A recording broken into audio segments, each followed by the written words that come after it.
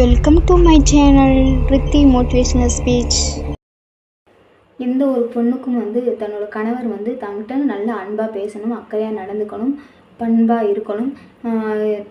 தன்னை தவிர மற்ற யாரையும் பார்க்கக்கூடாது, மற்ற யார் கூடயும் பேசக்கூடாது அப்படின்னு சொல்லிட்டு, அதாவது ஒரு சில விஷயங்கள் சுயநலம் சொல்லலாம், சுயநலம் இருக்கும். ஆனால் இப்போ நான் சொல்ல போகிற வீடியோவில் என்னென்னா, கணவன்கள் செய்யக்கூடிய ஒரு சில தவறுகள் மனைவிக்கு பிடிக்காமல் இருக்குது. அந்த தவறுகள்னால மனைவியை கணவனவே வெறுக்க ஆரம்பிக்கிறாங்க. இது என்னென்ன தவறுகள் அப்படிங்கிறத பார்க்கலாம், ஓகேங்களா? அதாவது என்ன அப்படின்னா ஒவ்வொரு பொண்ணுக்குமே தன் கணவர் தாங்கிட்ட அன்பாக இருக்கணும், பாசமாக இருக்கணும்னு நினைப்போம். இன்னொரு பெண்ணின் அழகை மனைவிக்கிட்ட பெருமையாக பேசுகிறவங்க, அதாவது தன்னோட கணவர் தாங்கிட்ட மட்டும்தான் பேசணும், தன்னை பற்றி மட்டும்தான் பேசணும் அப்படின்னு நினைப்பாங்க. மற்றவங்க கூட போய் பேசினா கோவம் வரும். கொஞ்சம் என்ன சொல்லணும், பக்கத்தில் உட்காந்தாலும் பேசினாலும், நெருங்கி பேசினாலும், சிரித்து பேசினாலுமே எந்த ஒரு பெண்ணுக்குமே கோவம் வரும். ஏன்னா அது என்ன அப்படின்னா ஒரு பொசசிவ்னஸ். தன் கணவர் தனக்கு மட்டும்தான் சொந்தம் அப்படிங்கிற மாதிரி அந்த ஒரு எண்ணம் தான், சரிங்களா?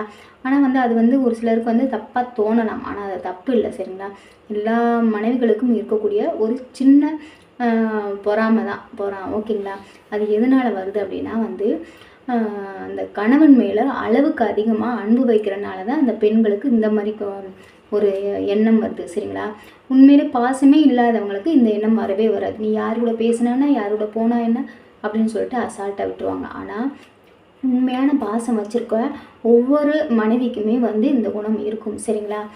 அடுத்து என்னென்னா, அதனால என்னென்னா அடுத்தவங்களோட ஒய்ஃபை அவங்களோட அழகை பற்றி, அவங்களோட பேச்சை பற்றி, அவங்களோட ஸ்டைலை பற்றி தன்னோட மனைவிக்கிட்ட எப்பயுமே பெருமையாக பேசாதீங்க. அது அவங்களுக்கு இன்சல்ட்டிங்காக இருக்கும். உங்கள் மேலே அவங்களுக்கு அதுவே வெறுப்பாகிறதுக்கு காரணமாக இருக்கும், ஓகேங்களா? அடுத்து அவன் செய்யும் சின்ன தவறுகளை முகத்துக்கு நேராக சுட்டி காட்டி கேவலப்படுத்தும் கணவன். அதாவது தெரியாமல் ஏதாவது ஒரு தப்பு பண்ணியிருக்காங்க அப்படின்னா அதை நம்ம சொல்லி புரிய வச்சா அவங்க புரிஞ்சுக்குவாங்க. ஆனால் அந்த தவறை முகத்துக்கு நேராகவே நீ இதை பண்ணிட்ட, அதாவது யார் இருக்காங்க என்னன்னு பார்க்க மாட்டாங்க, நீ இப்படி பண்ணிட்ட, அதாவது உனக்கு ஒன்றுமே தெரியாது, நீ திங்கிறதுக்கு தான் லைக்கி, நீ அப்படி இப்படின்ட்டு அவங்க சாமி இஷ்டத்துக்கு பேசுறது, மட்டம் தட்டி பேசுறது, அசிங்கப்படுத்துறது, இப்படி பண்ணும்போது என்னென்னா அவங்களுக்கு வெறுப்புகள் தான் அதிகமாகும், சரிங்களா? சின்ன தவறுகளாக இருந்துச்சு அப்படின்னா அவங்களுக்கு திருத்திக்கிறதுக்கு வாய்ப்பு கொடுக்கணும். அதான் நான் தெரியாத விஷயங்களை சொல்லி புரிய வைக்கணும், அவங்க புரிஞ்சுக்குவாங்க. அதை விட்டுட்டு மட்டம் தட்டி பேசினா அவங்களுக்கு மேலும் மேலும் அதை கற்றுக்கணுங்கிற எண்ணமே வராது. இனிமேல் எதுவுமே பண்ணக்கூடாது அப்படிங்கிற ஒரு எண்ணம் மட்டும்தான் வரும், சரிங்களா? அதனால் அவங்கள மட்டம் தட்டி பேசாதீங்க, சொல்லி புரிய வைங்க, ஓகேங்களா? அடுத்து அவளது பெற்றோரை பற்றி தவறாக பேசுவது, அதாவது மாமனார் மாமியார் அவங்கள பற்றி தப்பாக பேசுறது. வீட்டில் ஒரு சண்டை அப்படின்னா, கணவன் மனைவிக்குள்ளே சண்டை வருது அப்படின்னா அவங்களோட அம்மா அப்பாவை அவங்களோட வளர்ப்பை பற்றி தப்பாக பேசுறது, அசிங்கமாக பேசுறது. அப்போ தான் அவங்களுக்கு கோவம் வரும், ஏற்று கேட்பாங்க. அப்படிங்கிறனால அம்மா அப்பா கூட பிறந்தவங்க அப்படின்னு சொல்லி ரிலேஷன்ஸ் எல்லாத்தையுமே சேர்த்து இழுத்து வச்சு பேசுறது, அது ரொம்ப ரொம்ப தப்புங்க. இப்போ நீங்கள் தப்பு பண்ணுறீங்க அப்படின்னா உங்களை தான் திட்ட முடியும். ஆனால் உங்கள் வீட்டில் இருக்கவங்கள சேர்த்து திட்டும்போது உங்களுக்கு எவ்வளோ கோவம் வரும், ரோசை வரும்ல. அதே மாதிரி தான் ஒவ்வொரு பெண்களுக்குமே இருக்குது, சரிங்களா? அதை புரிஞ்சு நடந்துக்கோங்க. தன்னோட மனைவிக்கும் தான் குடும்பத்தை பேசினா உங்களுக்கு எப்படி கோவம் வரும், அது மாதிரி தன்னோட மனைவிக்கும் கோவம் வரும் அப்படிங்கிறத புரிஞ்சு பேசுங்க. உங்களை பெற்று வளர்த்த மாதிரி தான் அவங்களையும் பெற்று வளர்த்துருப்பாங்க. அதனால உங்களுக்குள்ளே சண்டை அப்படின்னா நீங்கள் பேசி ஒருத்தர் புரிஞ்சு நடந்துக்கோங்க. உங்கள் சண்டைகளை நீங்கள் தான் பார்த்துக்கணும், சரிங்களா? அவங்களோட பேரண்ட்ஸை இழிவாக பேசாதீங்க, இலக்காரமாக நினச்சி பேசாதீங்க, ஓகேங்களா? அடுத்து அதிகம் அவளிடம் பொய் சொல்லும் கணவன், மரியாதை மற்றும் மதிப்பு இல்லாமல் நடத்தும் கணவன். அதாவது அளவுக்கு அதிகமாக எதுக்கு எடுத்தாலும் பொய் சொல்கிறது. இப்போ இவங்க எங்கேயாவது வெளியில் இருப்பாங்க. இப்போ ஒரு விஷயம் என்னென்னா, இப்போ படம் பார்க்க சினிமா தேட்டர் போயிட்டாங்கன்னு வச்சுக்கோ, அதாவது அவங்க ஃப்ரெண்ட்ஸ் கூட கூப்பிட்றாங்க அப்படின்னு சொல்லிட்டு போயிட்டாங்க. அதை இவங்க டேரெக்ட் எங்கே இருக்கீங்கன்னு ஃபோன் பண்ணி கேட்குறாங்க ஒய்ஃபு.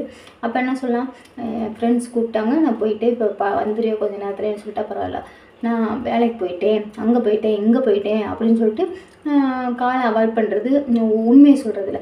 இதுவே இப்போ காசு இருக்குது, சேலரி வாங்கிட்டாங்க அப்படின்னா அதை கரெக்டாக வீட்டில் சொல்லணும். செலவுகள் இருக்குது, இவ்வளோ இருக்குது, இவ்வளோ செலவு பார்த்துக்குன்னு சொல்லலாம். ஆனால் வீட்டுக்கும் செலவு பண்ணாமல் அவங்க சம்பளத்தையும் வீட்டில் காட்டாமல் அவங்க இஷ்டத்துக்கு ஏதோ பண்ணுறாங்க அப்படின்னா வீட்டில் இருக்கவங்களுக்கு தப்பாக தான் தோணும். சரிங்களா? அதனால் வந்து பொய் அதிகமாக சொல்கிறவங்கள யாருக்குமே பிடிக்காது. பொய் சொல்கிறத தயவுசெய்து மாற்றிக்கங்க. அடுத்து வந்து என்னென்னா, மரியாதை மதிப்பு இல்லாமல் மனைவியை நடத்துறது. அதாவது வீட்டில் இருக்காங்க மனைவி அப்படிங்கிறதுனால அவங்களுக்கு ஒரு மரியாதை கொடுக்கறதில்ல, மதிப்பு கொடுக்கறதில்ல, என்ன சொல்ல, இழிவாக பேசுறது, இளக்காரமாக பேசுறது.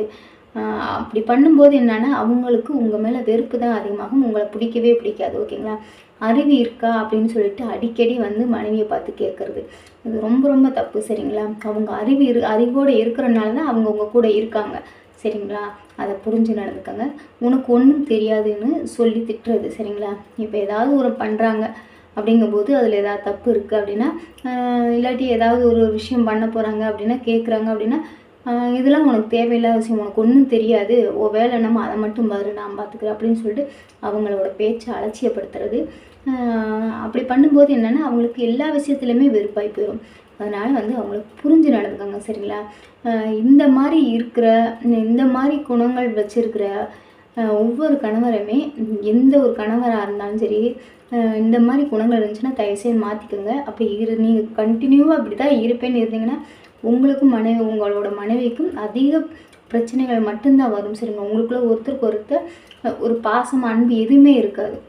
உங்கள் குடும்பம் சந்தோஷமாக இருக்கணும்னு நினச்சிங்கன்னா நீங்கள் இந்த பழக்கத்தை மாற்றிக்கணும். ஓகேங்களா? இந்த வீடியோ பிடிச்சிருந்தா லைக் பண்ணுங்கள், ஷேர் பண்ணுங்கள், கமெண்ட் பண்ணுங்கள். சப்ஸ்கிரைப் பண்ணாமல் சப்ஸ்கிரைப் பண்ணிவிட்டு பெல் ஐக்கனை கிளிக் பண்ணிட்டு ஆளுங்க கிளிக் பண்ணுங்கள். அப்படியே ஹைப் பண்ணுங்கள். ஹைப் பண்ணிங்கன்னா என்னோடய வீடியோஸ் வந்து ரெக்கமெண்டேஷனில் போகும். ஓகேங்களா? ஓகே, பாய். அடுத்த வீடியோவில் பார்க்கலாம்.